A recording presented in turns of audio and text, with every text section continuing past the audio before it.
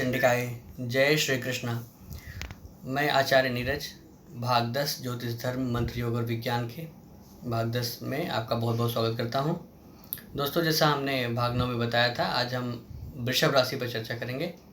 एक बार श्रावण मास की बहुत बहुत हार्दिक शुभकामनाएं आप सभी को। श्रावण मास भोले बाबा का दिन है। आज हम जिस राशि पर चर्चा करने जा रहे हैं उसका सांकेतिक चिन्ह भी वृषभ है, बैल जो भोले बाबा की सवारी है। आइए हम वृषभ राशि के बारे में पढ़ते हैं, जानते हैं क्या है वृषभ राशि, इनके क्या लक्षण होते हैं, इनका अभी वर्तमान भविष्य क्या होने वाला है।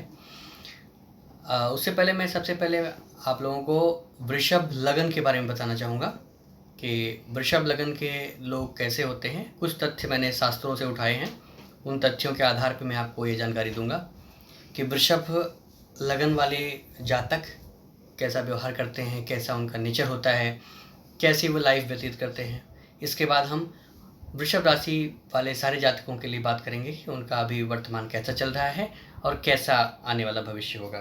तो आइए हम कुछ बात करते हैं। वृषभ लगन के जातक ये मध्यम शरीर के होते हैं, ये शौकीन स्वभाव के होते हैं, ये कई सारी चीज़ों के शौकीन होते हैं। क्योंकि वृषभ राशि का स्वामी शुक्र है, इसलिए ये शौकीन किस्म के लोग होते हैं। किसी ना किसी चीज़ का इनको जीवन में शौक ज़रूर होता है। इनके मुंह का आकार कुछ बड़ा होता है, नॉर्मल से थोड़ा सा इनका चेहरा बड़ा होता है। इनकी मस्तानी चाल होती है। ये बहुत धैर्य वाले होते हैं, ये जल्दी उत्तेजित नहीं होते हैं और क्रोधित होने पर ये खूंखार बन जाते हैं कि जिनको जल्दी गुस्सा नहीं आती, लेकिन यदि ये क्रोधित हो गए तो ये काफ़ी खूंखार बन जाते हैं। ये कृषि संबंधित कार्यों में लगे रहते हैं। ज़्यादातर वृषभ लगन के लोग, वृषभ लगन के जातक कृषि संबंधित कार्यों में लगे होते हैं।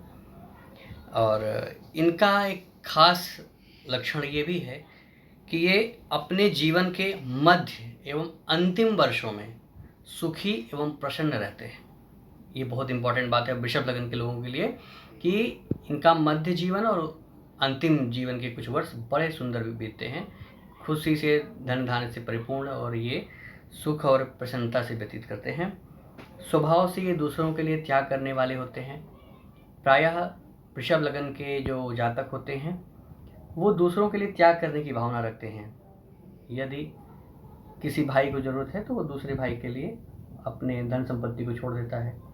कई बार बहुत सारी चीज़ों का त्याग करते हैं ये एक दूसरे के लिए।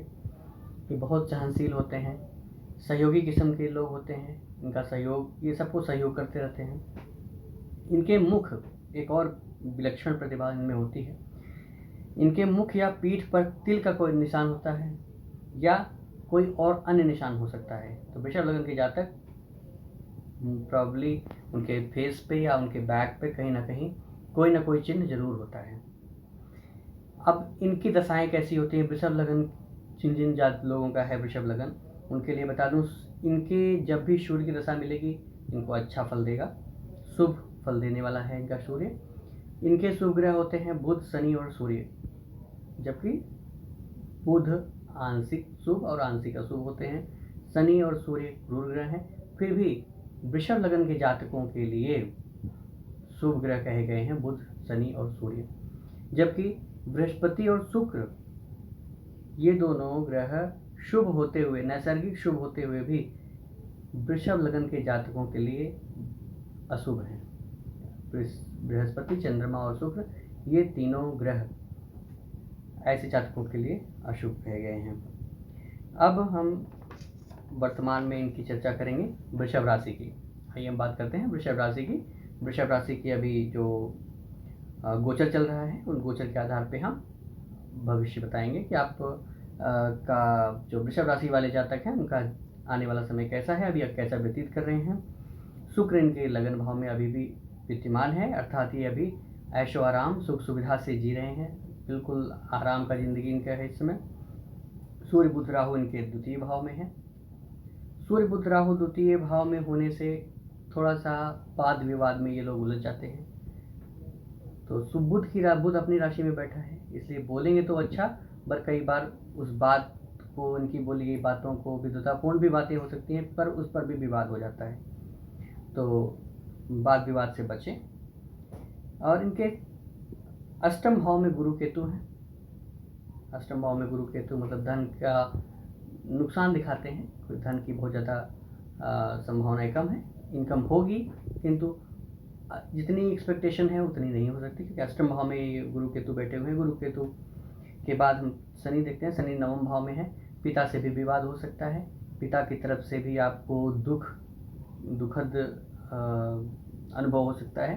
पिता के साथ वाद विवाद हो सकता है, पिता से कोई झगड़ा हो सकता है जिससे आपको मन दुखी रह सकता है। मंगल चंद्रमा आपके एकादश भाव में है, यानी लड़ाई झगड़े के भी चांस हैं। और एकादश भाव में होने की वजह से मंगल चंद्रमा दोनों एक साथ, तो दिमाग पर थोड़ा सा हिंसात्मक प्रवृत्ति रहेगी मन में, किंतु हिंसात्मक प्रवृत्ति से बचिए और अपने मन को शांत रखने की कोशिश कीजिए। योग ध्यान प्राणायाम करिए। अभी वृषभ राशि के लिए बस इतना ही। आज हम अपने इस भाग 10 के पार्ट 2 में, जैसा हम हर बार एक कुंडली लेते हैं, तो आज हमारे पास एक कुंडली है, उस पर हम चर्चा कर लेते हैं। आज हमारे पास कुंडली है आशु भारद्वाज, सहारनपुर उत्तर प्रदेश के रहने वाले हैं। इनका प्रश्न है कि हम जीवन में कर्म भाव के लेकर इनका प्रश्न है, जीवन में कैसा कर्म करेंगे, किस तरीके से हमारा जीवन यापन चलता रहेगा। तो हमारे मित्र आशु जी, मैं आपको बता दूं, अभी आपकी कुंडली में एक धन योग, एक राजयोग, वेसी योग, गजकेसरी योग, चंद्रादि योग, बुधादित्य योग, अनफा योग, अमल योग, केदार योग और 2 पंच महापुरुष योग भी बन रहे हैं। हंसा पंच महापुरुष योग और सस पंच महापुरुष योग। इतने सारे योग बनने का अर्थ है कि आप जीवन में अच्छा ही करेंगे। आपका जीवन बहुत ही प्रसन्नतापूर्ण व्यतीत होने वाला है। आपका जीवन बहुत ही सुख समृद्धि से भरा हुआ रहेगा। प्रश्न ये है कि आप करेंगे क्या लाइफ में, उसके लिए हम आपकी लगन कुंडली देखते हैं। आपके 10वें भाव में उच्च का बृहस्पति केतु के साथ बैठा हुआ है। शनि चंद्रमा राहु तीनों चतुर्थ भाव में है। शनि आपका योग कारक ग्रह भी है और चतुर्थ भाव में बैठ के 10वें भाव को देख रहा है।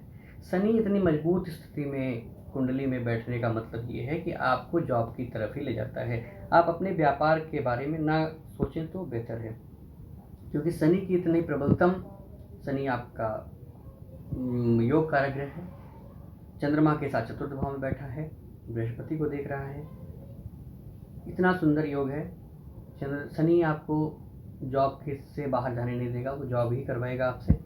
आप अकाउंटिंग की जॉब कर सकते हैं, आप अध्यापन क्षेत्र में जा सकते हैं, आप वकालत क्षेत्र में भी जा सकते हैं। तो इन सब संभावनाओं के साथ आप नौकरी की तरफ ज़्यादा ध्यान दे सकते हैं। किंतु अब आपका अगर मैं धन भाव देखूं तो धन योग एक बन रहा है, एक राजयोग बन रहा है। क्योंकि धन योग बहुत ज़्यादा नहीं है, एक धन योग बन रहा है, इसका मतलब आपका जीवन सामान्य धनार्जन में ही निकलेगा। आप बहुत ज़्यादा धन की उम्मीद अपने जीवन में नहीं कर सकते हैं, क्योंकि बहुत सारे शुभ योग बन रहे हैं, बहुत सारे अच्छे योग बन रहे हैं। तो आप एक राजा के समान अपना जीवन व्यतीत करने वाले हैं। बहुत ही सुखी जीवन होगा, समृद्ध जीवन होगा, खुशहाल जीवन होगा आपका। किंतु जहाँ तक कर्म की बात है तो कर्म क्षेत्र में आप नौकरी को ही वरीयता दें और नौकरी पर ही अपने आप को फोकस करें। किंतु अन्य क्षेत्रों में भी यदि आप कुछ करना चाहते हैं, प्रयास करते रहिए।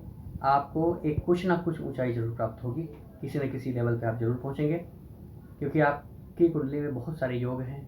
2 पंच महापुरुष योग हैं। शास्त्रों में कहा गया है कि जिस कुंडली में 2 पंच महापुरुष योग बनते हैं वो राजा के समान जीवन व्यतीत करते हैं। इसी तरीके से 5 पंच महापुरुष योग होते हैं, जिसमें 5 बनते हैं, चक्रवर्ती सम्राट बनते हैं। जिसमें 1 पंच महापुरुष योग बनता है वो व्यक्ति सुखी होता है, भाग्यवान होता है। 2 बनता है तो वो राजा के समान होता है। 3 पंच महापुरुष योग बन जाए किसी कुंडली में तो वो खुद राजा ही होता है।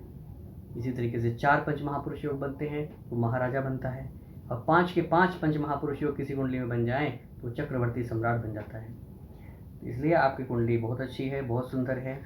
आप परिश्रम करते रहिए, पुरुषार्थ करते रहिए, सफलता आपको मिलेगी।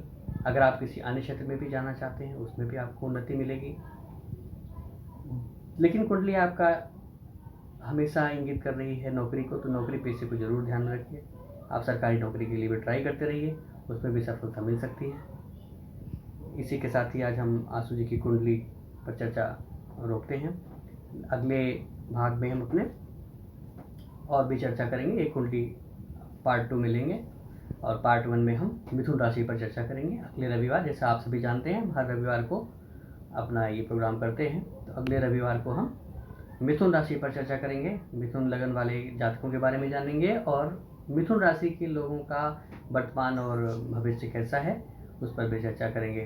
तब तक के लिए आप लोग, और एक चीज़ मैं आपको ऐड करना चाहूँगा, मुझे अभी अचानक याद आ गया कि बहुत सारे दर्शक हमारे सुन रहे हैं, देख रहे हैं, बहुत सारी क्वेरीज आती हैं।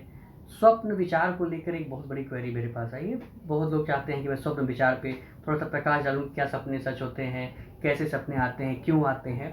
तो इन सब चीज़ों पे हम चर्चा भाग 21 में कर पाएंगे, क्योंकि भाग 20 तक हमने अभी सिर्फ राशियों को दे रखा है कि मेष से लेकर मीन राशि तक की चर्चा करेंगे। तो अगले भाग मैं उन दर्शकों के लिए निराश नहीं करूँगा, मैं भाग 21 में उन सारे दर्शकों के लिए स्वप्न विचार पर भी बात करूँगा। और तब तक के लिए आप स्वस्थ रहें, मस्त रहें, परिवार के साथ खुश रहें, लोगों में खुशियाँ बांटते रहें, खुद भी खुश रहें। इन्हीं सब शुभकामनाओं के साथ जय श्री कृष्ण।